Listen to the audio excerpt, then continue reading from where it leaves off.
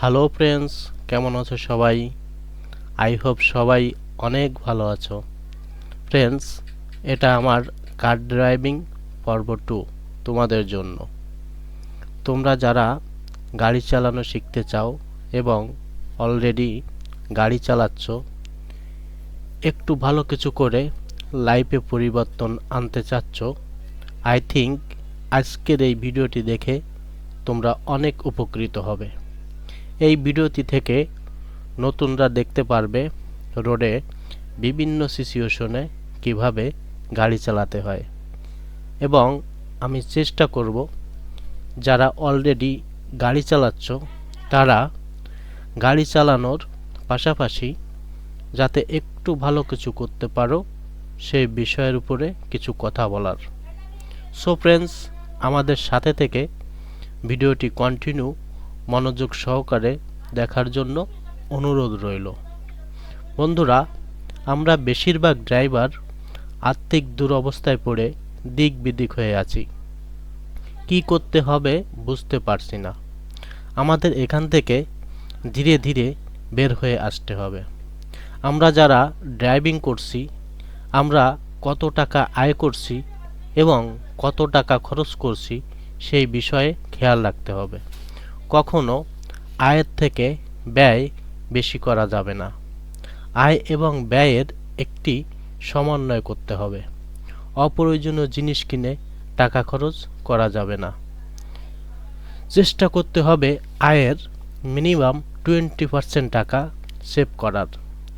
এই সঞ্চয়ের 20% টাকা একটা ভালো অ্যামাউন্ট হলে কোনো একটি ভালো জায়গায় ইনভেস্ট করতে হবে, যাতে আমরা একটা এডিশনাল ইনকামের এরিয়াতে প্রবেশ করতে পারি এবং আমাদের বিভিন্ন বিষয়ের উপর পড়াশোনা করে নিজেকে আপডেট রাখতে হবে, যাতে আমরা নিজেকে আপডেট করে ভবিষ্যতে আরও ভালো কিছু করতে পারি। সময়কে সঠিকভাবে ব্যবহার করতে পারলে আমরা ধীরে ধীরে আর্থিক দুরবস্থা থেকে বের হয়ে আসতে পারব। এভাবে আমাদের জীবন ব্যবস্থায় অনেকটা পরিবর্তন আনতে পারব। আমাদের মন এবং শরীর যাতে ভালো থাকে, এজন্য আমরা প্রতিনিয়ত পর্যাপ্ত ঘুমাবো এবং স্বাস্থ্যকর খাবার খাওয়ার চেষ্টা করব। বন্ধুরা, আমাদের চিন্তা চেতনায় পজিটিভ এবং ধৈর্যশীল হতে হবে। আমাদের লক্ষ্যে অটুট থেকে প্রতিনিয়ত কাজ চালিয়ে যেতে হবে, তাহলে অবশ্যই সফলতা আসবে। বন্ধুরা, তোমরা যারা নতুন গাড়ি চালাচ্ছ, সব সময় মাথা ঠান্ডা রেখে গাড়ি চালানোর চেষ্টা করবে। মনে রাখবে, সময়ের থেকে জীবনের মূল্য অনেক বেশি। সব সময় পরিষ্কার পরিচ্ছন্ন থাকার চেষ্টা করবে, সময় মতো ডিউটিতে চলে আসবে। তুমি যে গাড়িটা চালাবে পরিষ্কার পরিচ্ছন্ন রাখবে। তুমি যদি কোনো মালিকের গাড়ি চালাও, তাহলে চেষ্টা করবে কার অনারের মন বুঝে কাজ করার। তাহলে দীর্ঘদিন এক জায়গায় কাজ করতে পারবে। গাড়ি চালানো অবস্থায় কখনো অমনোযোগী হবে না। ফুল অ্যাটেনশন দিয়ে গাড়ি চালানো চেষ্টা করবে। মোবাইলে কথা বলা থেকে বিরত থাকবে। নতুন অবস্থায় রাইট সাইড দিয়ে গাড়ি চালানো বেশি নিরাপদ। লেফট সাইড দিয়ে রিক্সা, বাইক, বাস বেশি চলাচল করে। সেক্ষেত্রে রাইট সাইডে গাড়ি চালানো বেশি নিরাপদ। ডানে বা বামে টার্ন নিলে অবশ্যই আগে থেকে ইন্ডিকেটর লাইট দিয়ে দিবে এবং লুকিং গ্লাস দেখে ডানে বামে টার্ন নিবে। তাহলে অনেকটা নিরাপদে গাড়ি চালাতে পারবে। ইমার্জেন্সি অবস্থা ছাড়া কখনো হার্ড ব্রেক করবে না, তাহলে পিছনের গাড়িটি কন্ট্রোল নাও করতে পারে। সেক্ষেত্রে গাড়িতে লেগে যাওয়ার সম্ভাবনা থাকে।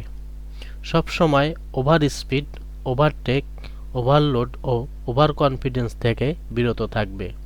মনে রাখবে, একটি দুর্ঘটনা সারা জীবনের কান্না। বন্ধুরা, কাল পিরোজপুর একটি ভয়াবহ দুর্ঘটনা ঘটেছে। মোটরসাইকেলকে সাইড দিতে গিয়ে একটি বাস এবং একটি ইজি বাইক সংঘর্ষ হয়। ঘটনাস্থলে ৩ জন মারা গেছে। হাসপাতালে নেওয়ার পর আরও ৪ জন মারা গেছে এবং বেশ কিছু মানুষ আহত হয়েছে। এই যে ৭-৮ জন মানুষ মারা গেল, তারা তো অকালে চলে গেল, আর এদের পরিবার সারা জীবন এই অপূরণীয় ক্ষতি চাপার করবে। বন্ধুরা, গাড়ি চালানো অনেক সহজ, কিন্তু নিয়ন্ত্রণের বাইরে গেলে অনেক কঠিন। রোডে সবসময় সচেতন থাকবে, নিরাপদে গাড়ি চালাবে। বন্ধুরা, তোমরা যারা এই মুহূর্তে কোনো কিছু করছো না, তোমরা চেষ্টা করবে খুব তাড়াতাড়ি কিছু একটা শুরু করার। বন্ধুরা, আমার গাড়ি চালাতে অনেক ভালো লাগে। তোমরা গাড়ি চালানো শিখতে পারো। গাড়ি চালিয়ে মোটামুটি একটা ভালো স্যালারি পাওয়া যায়। গাড়ি চালালে কাজের ফাঁকে অনেক সময় পাওয়া যায়। এই সময়টা কাজে লাগিয়ে তুমি পড়াশোনা করে ভবিষ্যতে আরও ভালো কিছু করতে পারবে। এই মুহূর্তে আমরা প্রায় সবাই স্মার্টফোন ব্যবহার করি। আমরা ফোনটি সঠিকভাবে ব্যবহার করব। আমরা মোবাইলে অপ্রয়োজনীয় জিনিস দেখে কখনো সময় নষ্ট করব না। আমরা অযথা সময় নষ্ট না করে পছন্দের একটি কাজ নির্ধারণ করে সেই কাজের উপরে পড়াশোনা করব। তাহলে সহজেই আমাদের কাঙ্ক্ষিত লক্ষ্যে পৌঁছাতে পারব। ফ্রেন্ডস, ইন্ডাস্ট্রি ইজ দি কি অফ সাকসেস। বন্ধুরা, পরিশ্রমী সাফল্যের চাবিকাঠি। বন্ধুরা, আমাদের আগের ভিডিওগুলো দেখতে পারো, কারণ বিভিন্ন পরিস্থিতিতে বিভিন্নভাবে গাড়ি চালানো হয়েছে এবং সেই বিষয়ের উপর কথা বলা হয়েছে।